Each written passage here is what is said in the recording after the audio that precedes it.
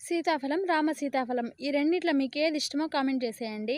అసలు రామ సీతాఫలం అస్సలు తెలీదు, సీతాఫలం మాత్రమే తెలుసు అనే వాళ్ళు కూడా కామెంట్ చేసేయండి. ఇందుకే మ్యాటర్ ఏంటంటే, మా ఇంటి దగ్గర పెద్ద రామ సీతాఫలం చెట్టు అయితే ఉంది.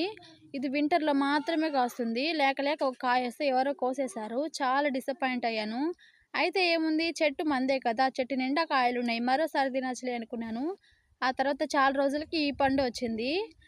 ఇది చూడండి. దీన్నే రామ సీతాఫలం అంటారు. నాకు చాలా ఇష్టం ఈ పండంటే.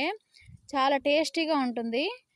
చెట్లో మాగిన పండు, చిలకలు కొరికిన పండు చాలా టేస్టీగా ఉంటుందంటారు కదా! ఆ విధంగా దీన్నైతే చిలకలు కొరికేసింది.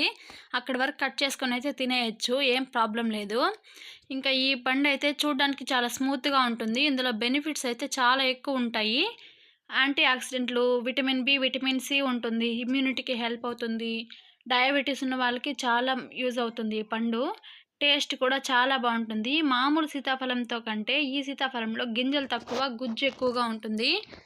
ఇంకా మీలో ఎవరికి ఈ పండంటే ఇష్టమో కామెంట్ చేసేయండి. ఇది చాలా అరుదైన పండు. మార్కెట్‌లో దొరకదు. మీకు కావాలంటే మా ఇంటికొచ్చేయండి. ఈ వీడియో నచ్చితే లైక్ చేయండి. Thank you so much.